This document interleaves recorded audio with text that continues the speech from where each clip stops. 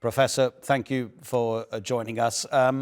It seems fairly low level if this is indeed the Israeli response to what happened in Damascus on April the 1st. Is it less than you may have expected?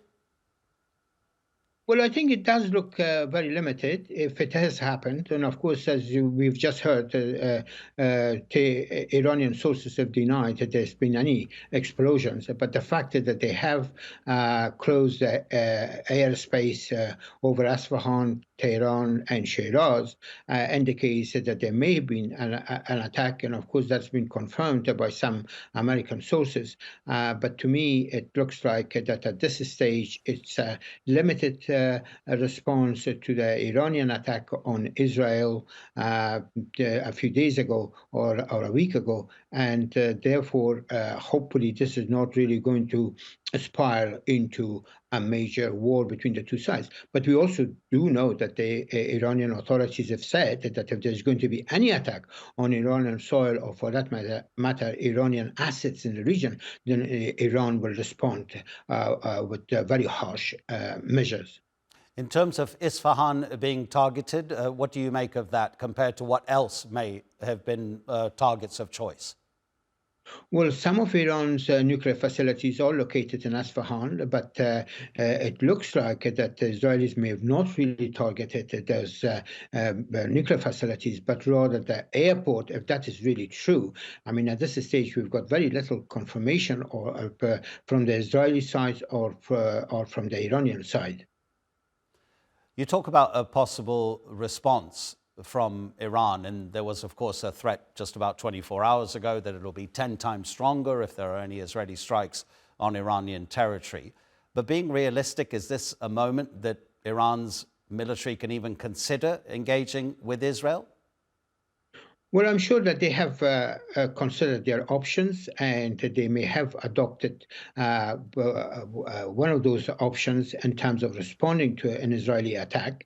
I think Iran does have the capability to do that, not only directly, but also indirectly through some of its affiliates in the region. But at the moment, if the Israeli attack has taken place, then the ball is in the Iranian court, and how Iran is going to respond, that is what we really have to wait and watch. So it's probably too early, is it not, to say that the threat of a wider regional conflict diminishing because of the nature of what happened just last weekend when the Iranians were launching those missiles and drones towards Israel. There were also attacks from Yemen, from inside Iraq as well, and inside Syria.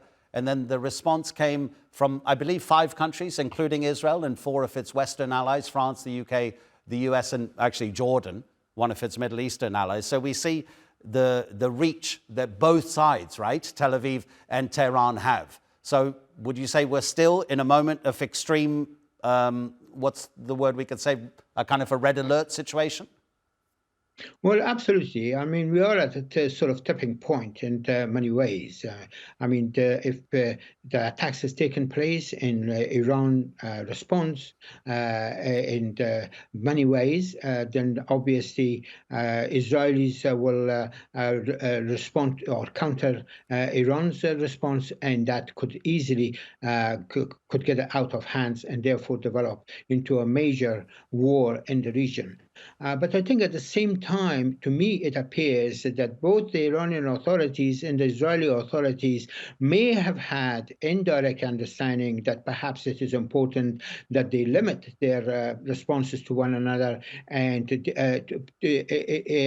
that they can avoid a war. And also the Western supporters of Israel, most importantly the United States, Great Britain and France, have seriously advised Israelis not to go for any type of actions which could possibly result in a major escalation in the region. But again, it is very early to be very predictable about what precisely is going to happen, but the potential definitely is there for a major conflict to arise from the current situation. Over the past 24 hours, at least, I believe about 100 Palestinians have been killed in Gaza. And of course, that's the backdrop to what's happening between Israel and Iran. Does this serve the purpose, Professor, of Gazans, or is it distracting from what is being done to them?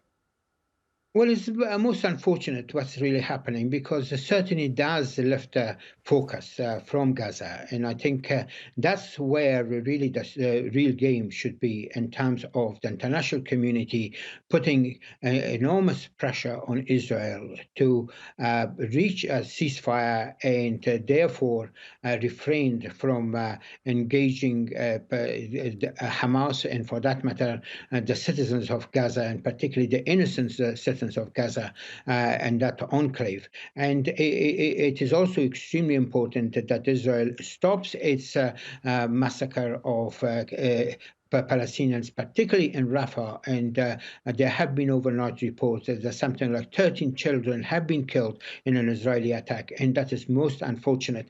I think now the focus is going to be very much on this conflict between Israel and Iran, and that could really be at the cost of the people of Gaza, in terms of the international community's attention somewhat being diverted from the plight of the Palestinians there. Professor Amin Saikal, appreciate your time. Thank you. My pleasure.